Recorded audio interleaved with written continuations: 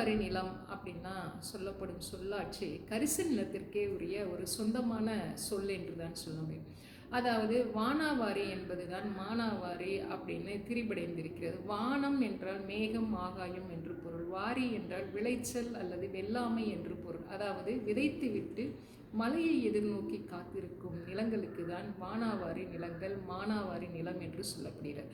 அது கொங்கு வட்டாரத்தில் மேட்டுக்காடு என்று சொல்லப்படுகிறது. யாழ்ப்பாண தமிழில் வானவாரி தரிசு நிலம் என்று சொல்லப்படுகிறது.